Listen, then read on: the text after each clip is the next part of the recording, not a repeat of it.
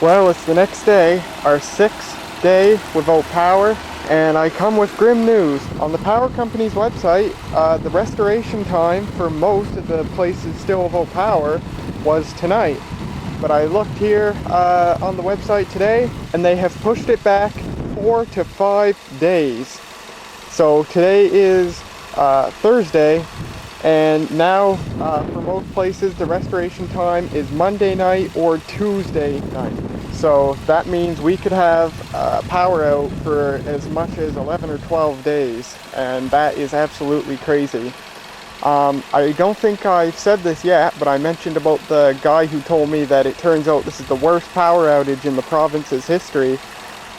He also told me that at the peak of the power outage, a third of this province was without power. That is absolutely insane.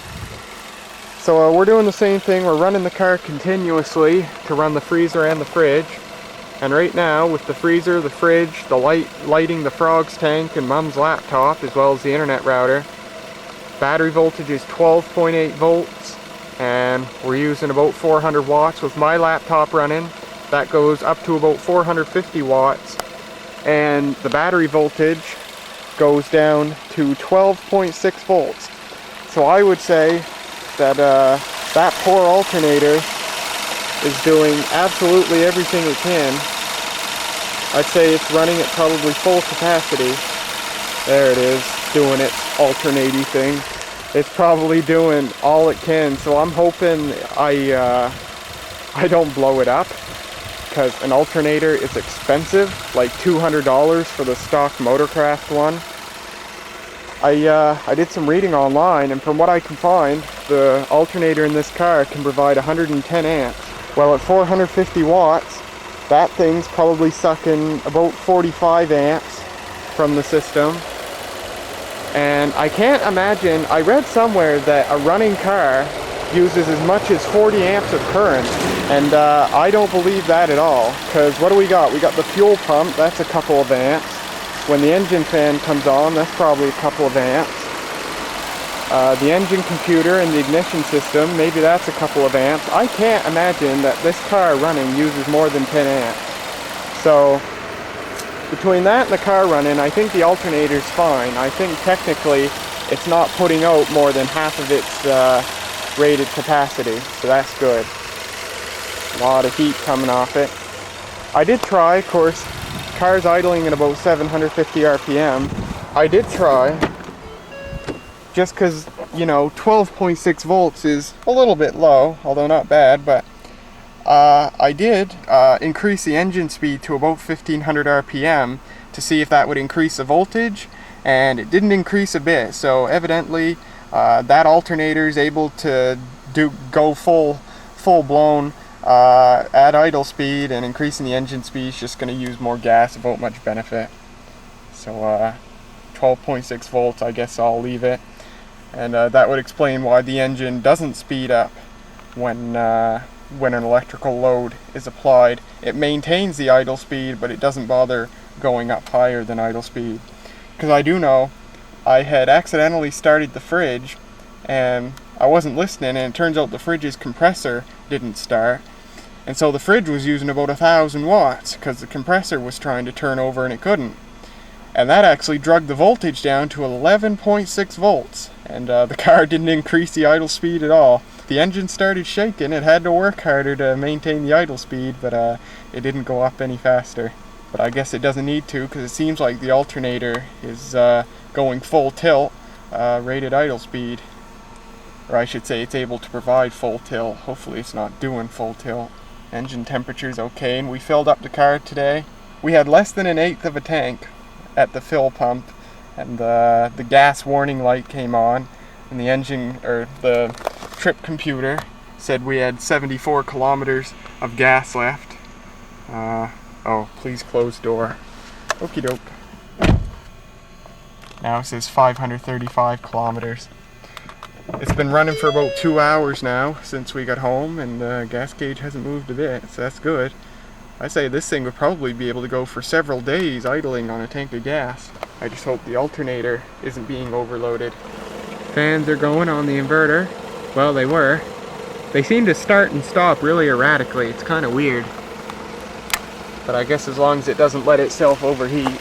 I did power up the Desk Pro to see if I could take some video off this camcorder.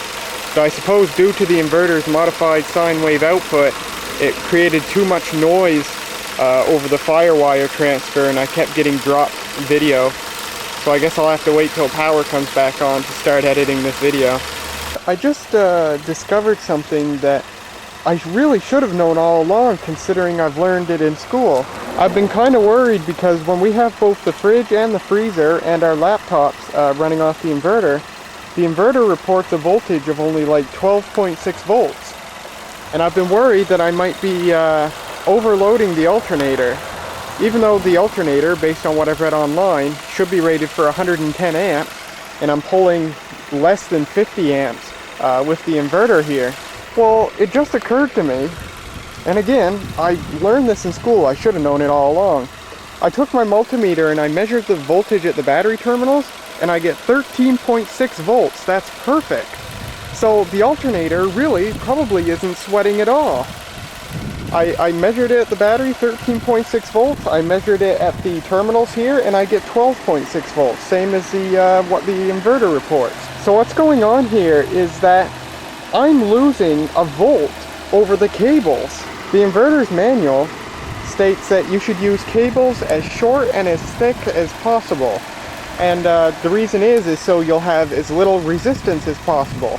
That's what happens if you have too much resistance, is you lose voltage on your end load. So what's happening to that 1 volt I'm losing over these cables is that it's being converted into heat. If I feel the cables, they're quite warm to the touch.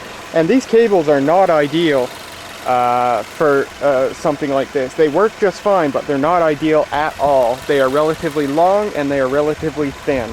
They have no problem handling the current, but they are far from ideal. And I've done the calculations. I won't get into it since that's not the focus of this video, but it's a bit of Ohm's law. Actually, it's pretty much all Ohm's law.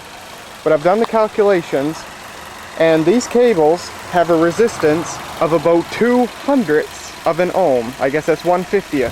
1/50th of an ohm is the resistance of these cables. And that might seem really, really small, and it is really small. But the thing is, because we're pulling so much current, that really small resistance makes a big difference. If I do the calculations, knowing the resistance and knowing the current that's going through these cables are dissipating almost 50 watts of power as heat. That's really, really bad. So I'm wasting power, 50 watts of power that's going to nothing useful, just being turned into heat. But not only am I wasting power that the car is generating, I'm impeding the performance of the inverter. The inverter is not seeing as high of a voltage as it should be. If I was using shorter and or thicker cables, the inverter would see a higher voltage, it would perform better, and I would lose less power as waste heat. Even in a setup like this, wasted power matters, because the less power that's being wasted in the cables is the less current that has to flow, and that is less gas that's being used to run the engine, because the engine has to work harder.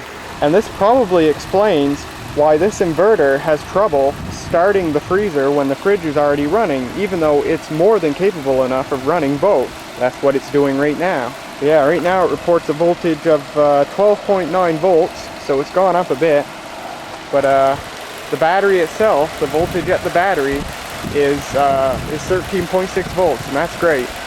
And if I were to take my multimeter and put it on the voltage setting and measure the voltage between this end of the black cable and this end of the black cable, I'd get about 0.6 of a volt. That's what they call voltage drop.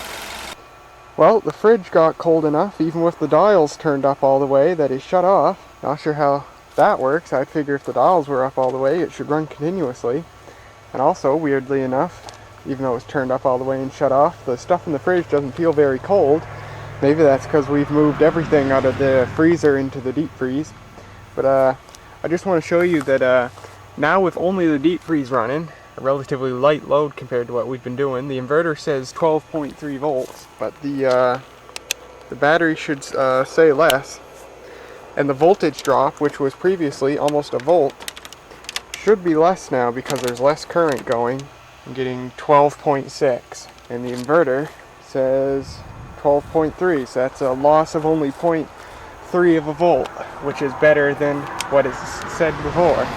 The more current that has to go through these wires, the larger the effect of the wire's resistance. Ladies and gentlemen, it is finally over. It is the next day and power is back.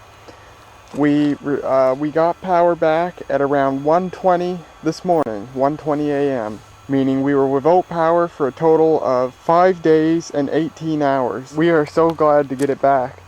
I was fast asleep when it came back and I stayed asleep. So did Mom. Mom woke up at around 5 o'clock. And when she realized that power was back, she was like a little kid.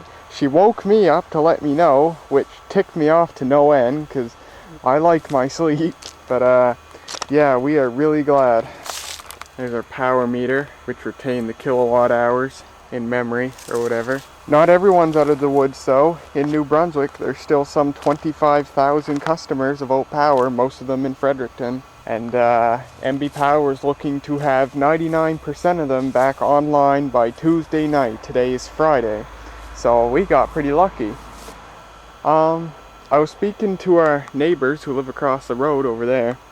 And they were very kind. They had a place where they can pick up water for flushing the toilet. It's not drinkable, but it's good for flushing the toilet.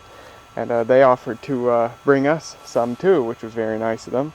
Although they never had to, because power came back before they ever brought any to us. But they found out, and they told me, when they spoke to me, that out of this entire road, which is about 30 kilometers long, I think, only 6 or 7 houses from our house to about half a kilometer down the road were without power. And that really stinks.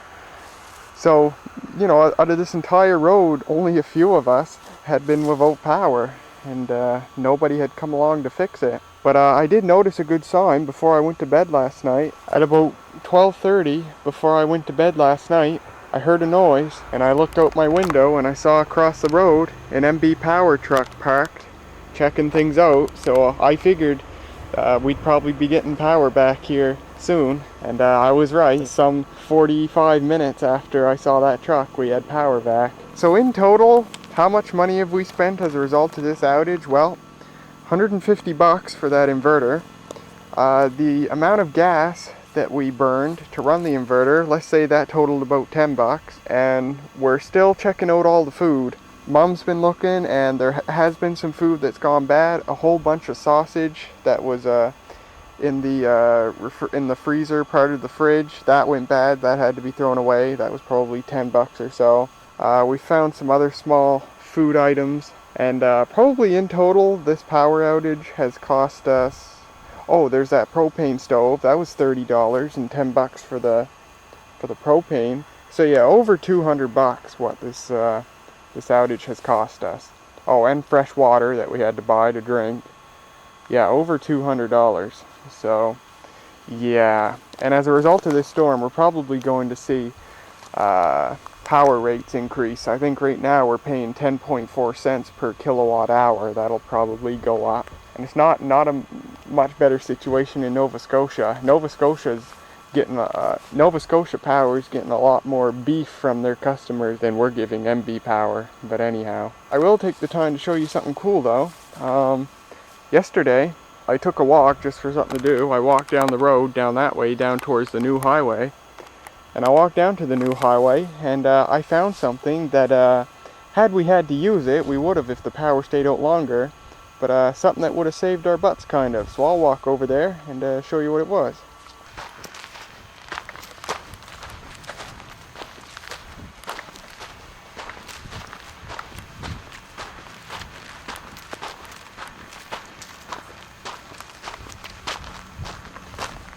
This is the road I walk down where I do the CB radio range test. But we're not going down that way. We're going down this way, down the four-wheeler trail.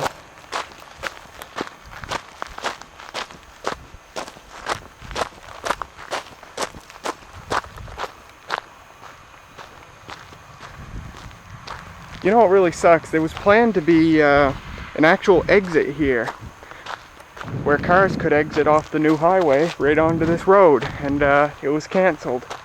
That really sucks, because if that exit was built, we could get home on this highway about 15-20 minutes faster than we have to now. When we're on this highway now, we have to drive all the way into town, 15-20 minute drive, and then basically go backwards and back on this road. Anyway, I walked all the way down here just for something to do. I had no idea what I was gonna find, but